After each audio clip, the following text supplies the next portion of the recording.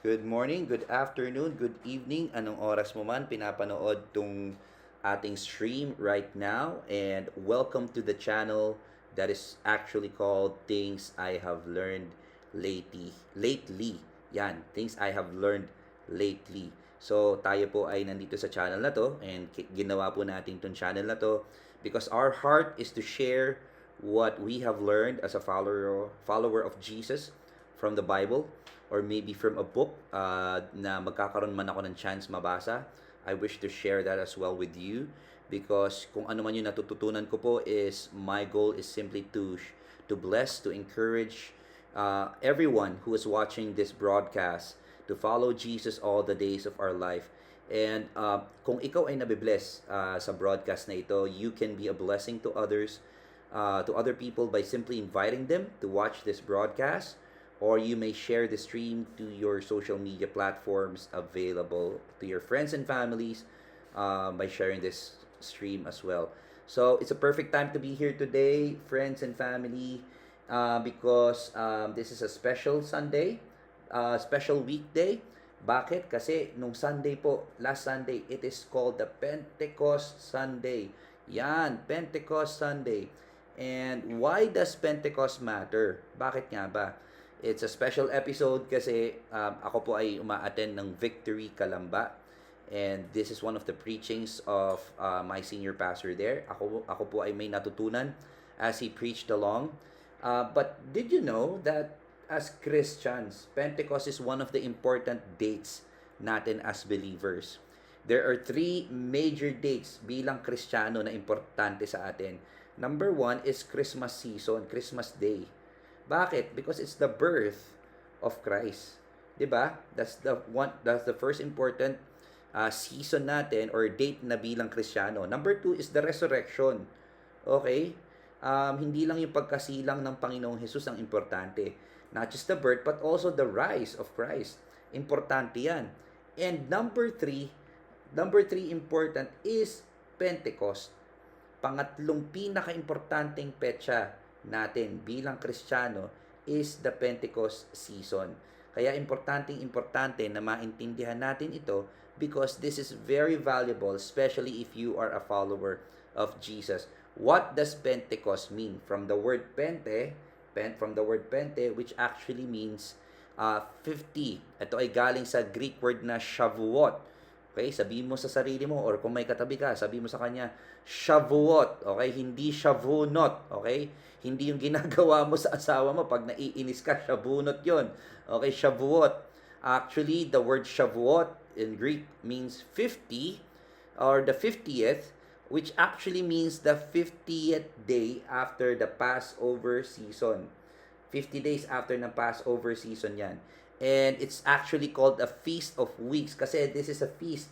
Fiesta po ito, which is actually celebrated by a lot of people during the early days, especially in the early days. And even up to now, even followers of Jesus Christ are still celebrating the Feast of Weeks. And di lang po yun, it is considered the birthday, okay, birthday ng Christian Church. Hindi po ng JIL, hindi po ng CCF, hindi po ng Victory, hindi po ng kung anong Christian church lang, but the body of Christ itself, the body of Christ. Kaya nga, as a matter of fact, we can look at how the birth of the Christian church started. San pa nga ba? Kundi sa Acts chapter 2. Because Acts chapter 2 is where the Pentecost started, and it's also the beginning of the Christian church. Samahan niyo po kaming mag-aral. Let's learn together and know together the things I have learned lately, and hopefully, you will learn as well through the text of Jesus Christ here sa pamamagitan ng salita ng Diyos. So if you have your Bibles with you, I'd like to invite you to open it together with me in Acts chapter 2, verses 1 to 4. The Bible says this, on the day of Pentecost, all the believers were meeting together in one place. Suddenly there was a sound from heaven like the roaring of a mighty windstorm, and it filled the house where they were sitting. Then what looked like flames of or tongues of fire appeared and settled on each of them.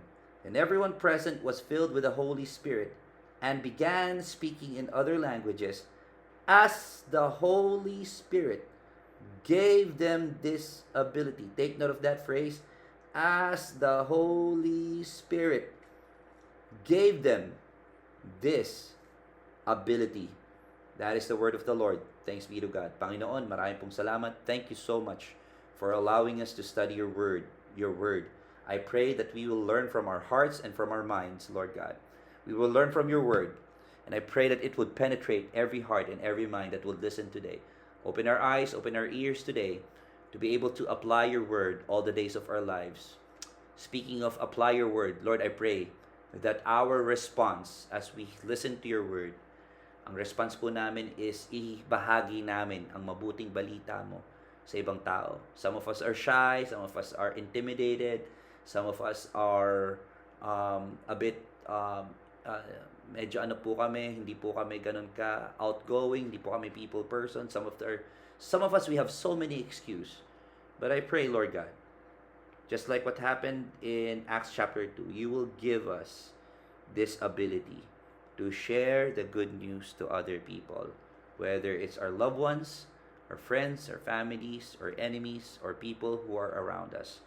Use our proximity wherever we are located to be able to share the good news to others. In Jesus' name, amen. Amen. Okay, question po sa ating lahat. Sino sa inyo alam nyo ang ibig sabihin ng salitang MSN? Ayan, sige, try natin. Sino sa inyo alam nyo ang ibig sabihin itong salitang to? MSN. Ayan, kung ikaw ay millennial, kung ikaw ay kung ikaw ay millennial, nakakahiyang hindi mo alam to, okay?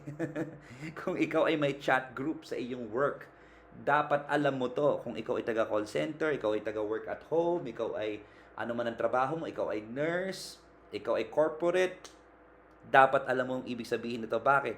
Sige, sirit na sa mga hindi nakakaalam. Ang ibig sabihin lang ng salitang MSN ay may sahod na. Ayan. Okay. Tanungin mo ang asawa mo, MSN na ba? MSN ka na ba? Kukunin ko na yung pera sa iyo, eh. Okay? 'Di ba? Kamusta naman mga taxpayers? Alright. MSN. Okay. Ano bang date ngayon? Petsa de peligro na, 'di ba? Medyo papunta na ng katapusan. So medyo yung sa iba medyo malapit na. Doon sa iba medyo matagal-tagal pa, no? But kidding aside, if you are a employee, 'di ba? A typical employee every month will have at least a salary of twice a month. Okay? 15th, probably some of you are 15th and 30th. This is the standard in most of the corporations, most of the companies. Twice a month sumasahod. Tama ba? 15th and 30th. So, alam ko, pag may sahod na yung isang, meron kasing industrial park na kung saan ang lalaking kumpanya, medyo nasa paligid lang namin. And so, alam ko, pag mahaba na ang pila sa bangko, dun sa may malapit na mall, sumahod na yung mga taga-industrial park kasi ang haba ng pila.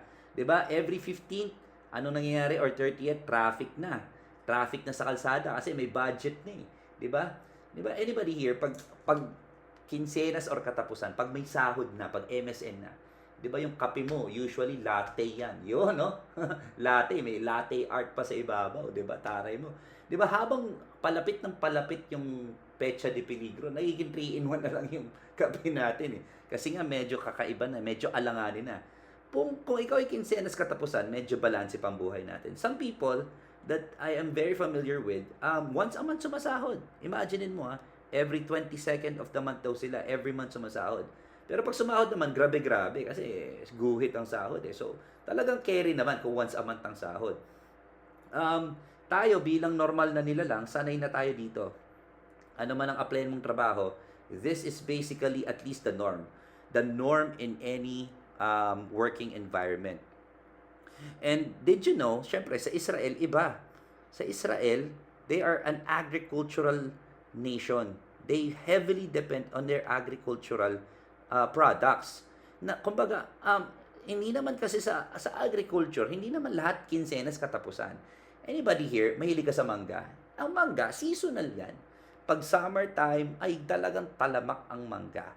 Okay? Ang rambutan, may certain season yan. Alam natin, may certain period of time ang mga prutas at gulay na meron tayo. Gulay, most of the time, may available naman. Pero especially pagdating sa prutas, very seasonal yan. So, hindi yan, mga kaibigan, hindi yan kinsenas katapusan. Okay, every 15th of the month, may imaginein mo, may prutas o may rambutan. Oy, kinsenas na. Nasaan na yung rambutan ko? Hindi ganun yun. They, they heavily depend on weather. They heavily depend on rain, obviously. And of course on sunny season as well kasi kailangan din ng agricultural crops yan. Kailangan niya ng matinding patience. So in other words, instead of 15th and 30th of the month na may sahod na or MSN na mga taga-Israel, it's actually they get their resources every 6 months. Imaginein mo, no? Para kang nagte-13th month ng hati. 'Di ba? Anybody here gusto mo nung ganito? Wag naman po sana, no? Parang every 6 months ang sahod mo. Ang hirap nito. Parang babalansehin mo every week. Dapat ganito lang ang kakainin ko. Every week, ganito lang. So, ang hirap niyan. But the problem is, ganun talaga eh. Because you rely on weather, you rely on seasons of life. And that's the reason why Israelites are celebrating and ang resulta naman nito is they are thankful and they are grateful. Bakit? Kasi minsan na nga lang dumating. So pag dumating, bongga naman. So hindi katulad natin, medyo medyo spoiled na tayo kasi every twice a month dumadating yung sahod. Pero to them, it's so valuable that it comes once in a while that they're very grateful about what God has given them. Now, anong kinalaman nito sa Pentecost? What does this mean for Pentecost? Pentecost is simply connected to one of the harvest festivals back in the day. So, Harvest Festival yan. Okay? So, nag-uumpisa yan mga kaibigan sa first fruit. Kaya nga tinawag na first fruit dahil umpisa. Okay? Everybody say first fruit. Ayan, first fruit. So, pag sinabing first fruit, okay, yan yung down payment. Okay? Sino sa inyo, nakakuha ka na ng kotse in your life? May down payment, di ba? Okay? Pero, technically speaking, kahit nag-down payment ka, mapa-low down payment, 50% down payment, kahit hindi mo binayaran ng buo yan, you're considered the owner of that car. You're considered the owner of that property. Kung bumili ka ng bahay, nag-down payment ka ng 5%, 10%, nagpag-ibig ka, it doesn't matter. Nag-down payment yan, you are, to a certain degree, considered the owner of that property.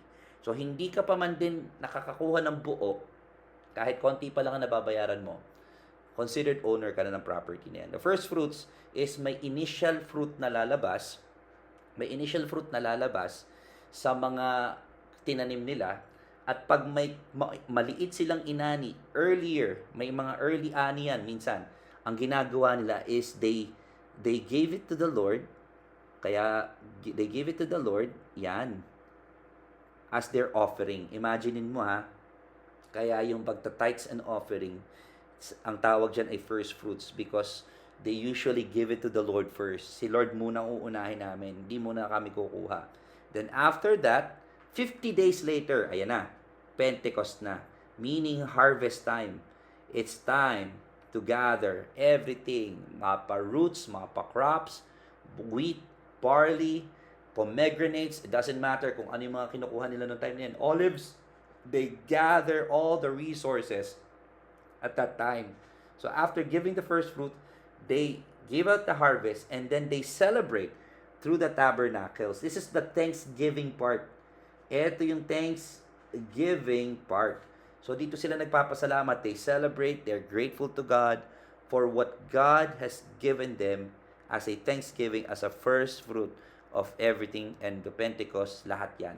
So ito yung harvest, ito yung agricultural feast kung tawagin. Okay? The first fruit feast, the Pentecost feast, and the Tabernacles feast, or the Thanksgiving feast, which is actually related to the redemption of Jesus Christ.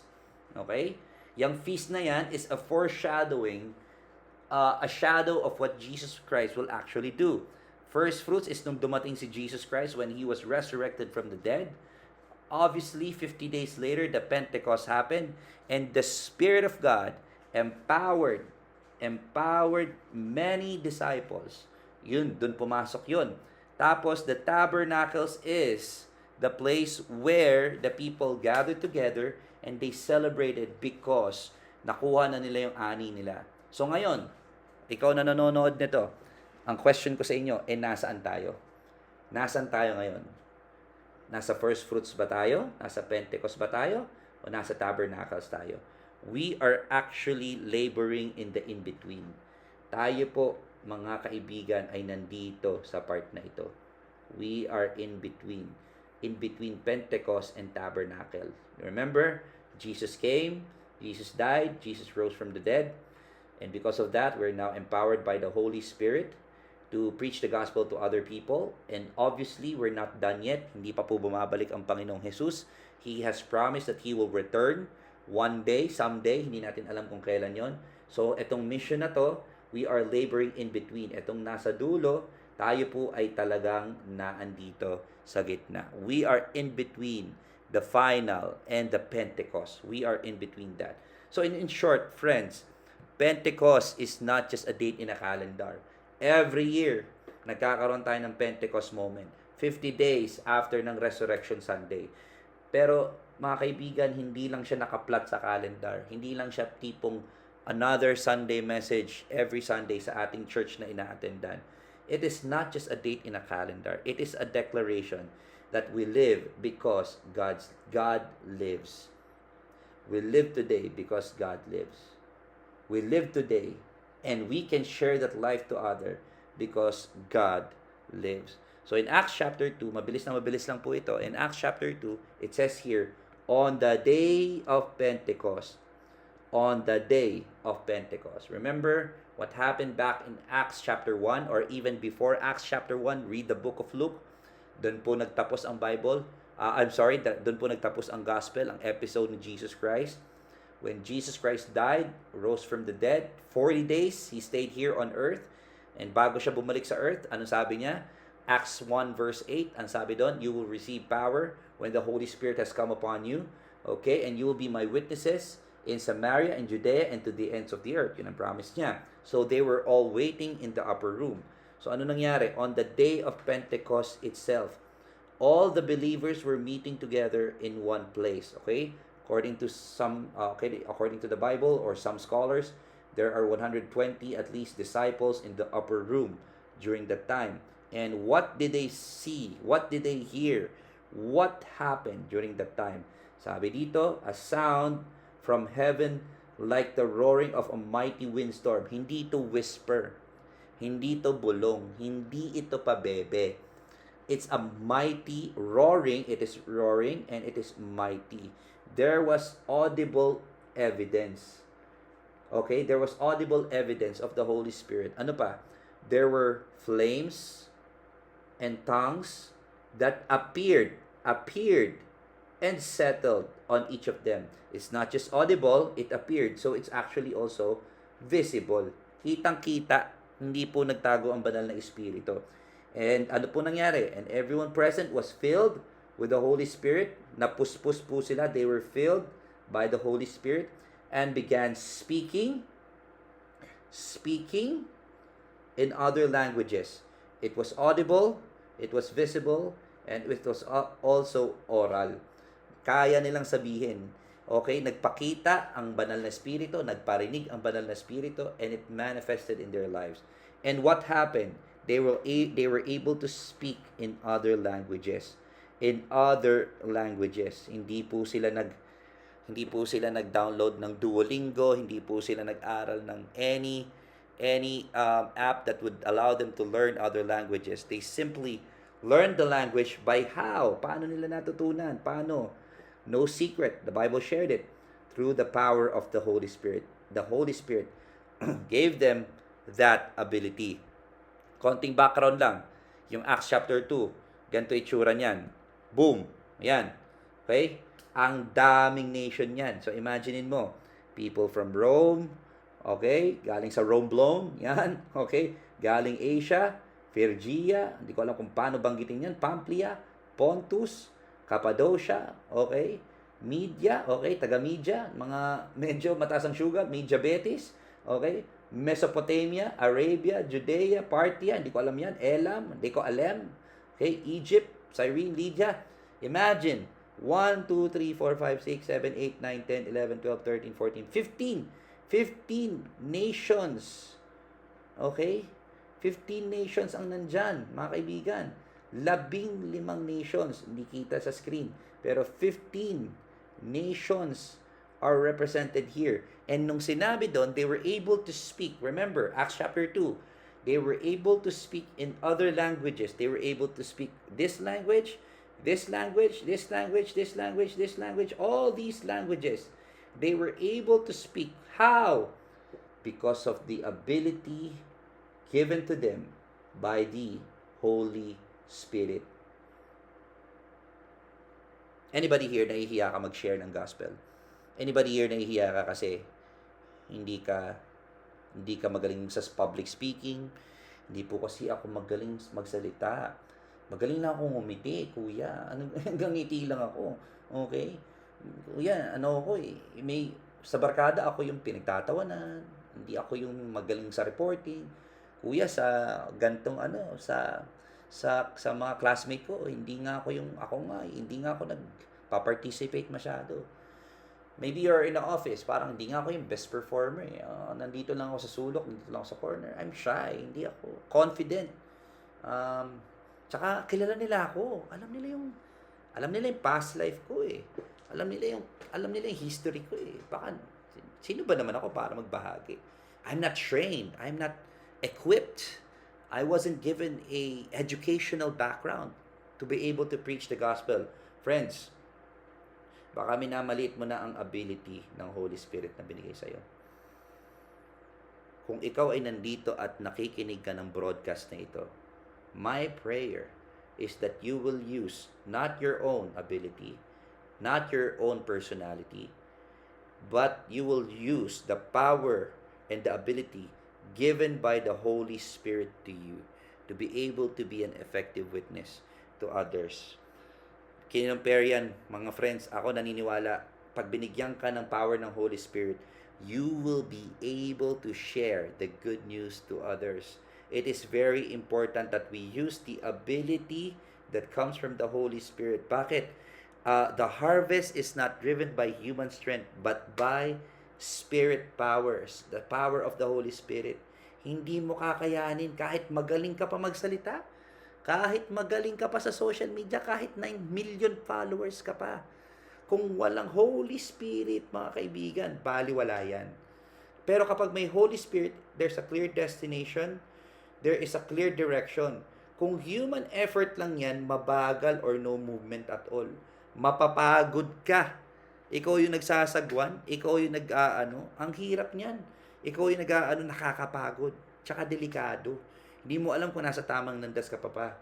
But if you allow the wind to sail you, if you allow the wind to carry you over, why? Because the Spirit is unstoppable. Hindi yan napipigil. When you allow the Holy Spirit to be led, if you allow the Holy Spirit to lead you, guess what? Magugulat ka na lang.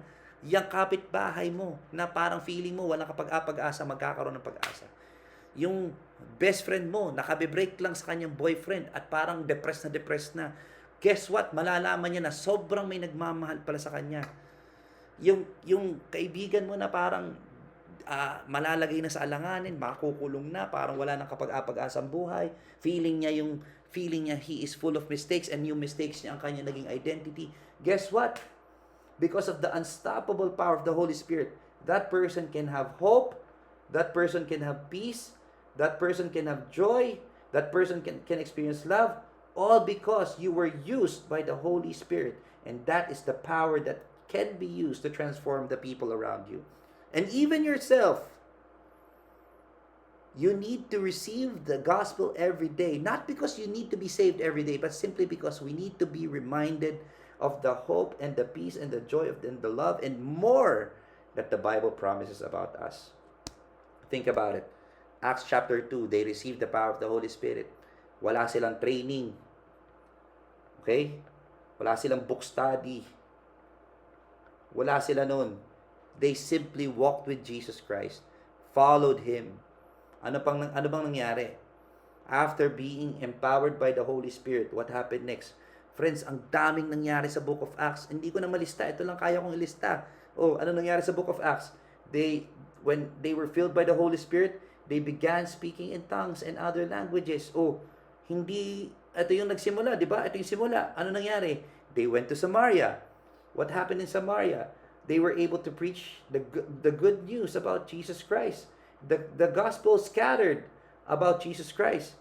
And what happened to Saul? Di ba ano nangyari kay Saul? Okay? Merong isang Ananias na takot kay Saul kasi nga mamamatay tao tong si Saul. Pero nung ginawa ni Saul, Brother Saul, the Lord Jesus appeared to you on the road and has sent me so that you may regain your sight and be filled with the Holy Spirit. And of course, Cornelius received the gospel and his entire family. The Ephesian church received the gospel and the entire church, Corinthians, and even the other churches na nakalista sa mga sinulat ni Paul, okay, Corinthians, Ephesians, and Thessalonians, lahat ng yan na church plant ni Paul. Friends, anong promise sa Acts 1:8? Anong promise dito? You will receive power when the Holy Spirit will come upon you, and you will be my witnesses. Diba? In Jerusalem, in Judea, and Samaria, and even to the ends of the world. And we are recipients of that Holy Spirit, the power of that Holy Spirit. Kaya hanggang ngayon, nagbo-blossom and nagpo-flourish pa rin ang Church of Jesus Christ. So why? Why do we need to be filled with the Holy Spirit?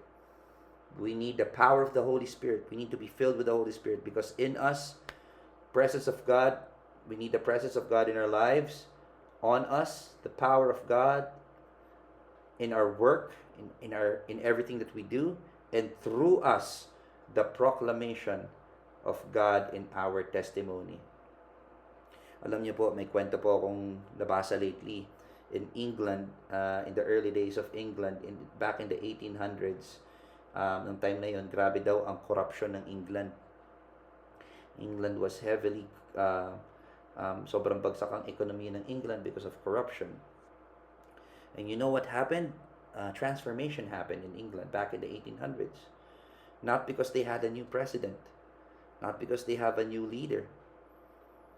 What happened was the gospel was preached. It started with a few businessmen. And those businessmen, some of them became leaders of society. And little did they know that those leaders of society had nagkaroon sila ng mga posisyon sa gobyerno. And everyone else, they became church leaders. Some of them became teachers, became school directors. And so the next generation were also preached by the gospel. And so there was complete transformation in the country, not because they had a new president, not because their favorite government leader or government employee won. They simply preached the gospel. Daming nangyayari ngayon sa Pilipinas, sa government natin. Daming drama sa gobyerno natin.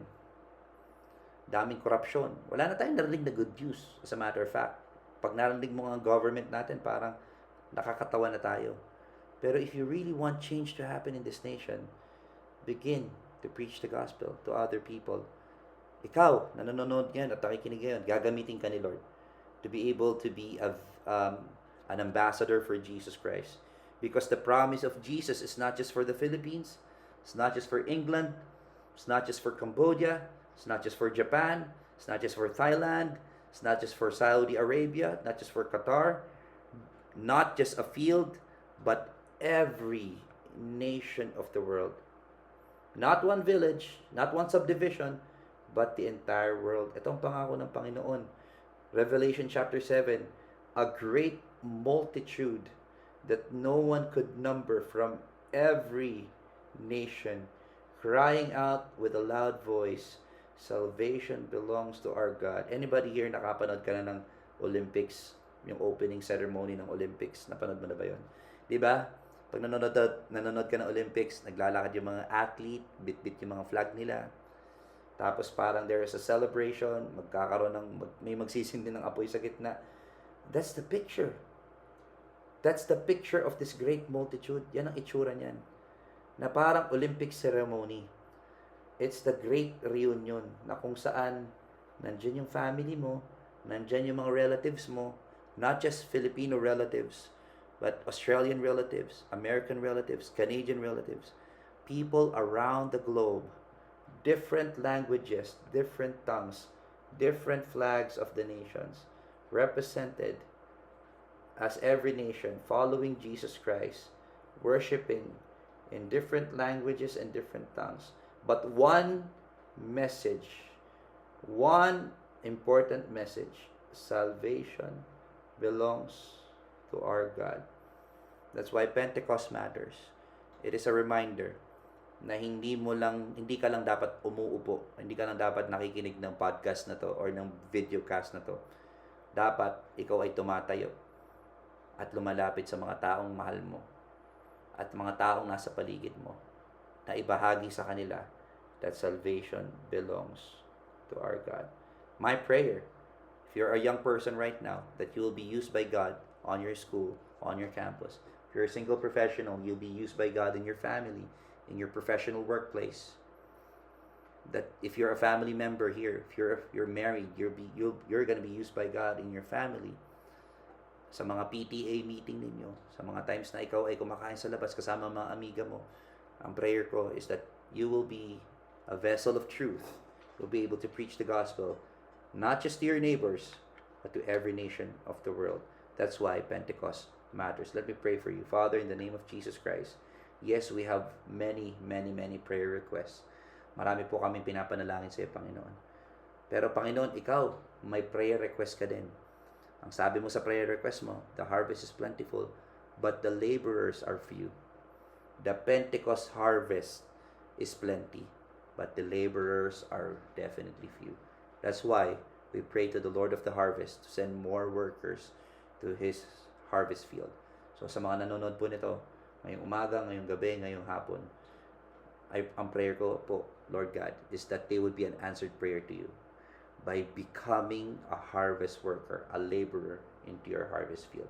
Gamitin mo po kami, saan man kami ngayon located, to be able to be used by you to preach the gospel to the lost. And our prayer is that they will be able to respond by following you as well all the days of their lives. In Jesus' name we pray. Amen. Amen. I hope you're blessed. I hope you're encouraged. Those are the things I have learned lately. I hope you have learned as well from what I have learned. Maraming salamat. God bless you all and God bless your family. May the Lord bless you and keep you. May the Lord make His face shine upon you and be gracious to you. May the Lord turn His face toward you and give you peace. May the love of the Father, the grace of the Lord Jesus Christ, and the fellowship of the Holy Spirit be with you all. In Jesus' name, amen. God bless you.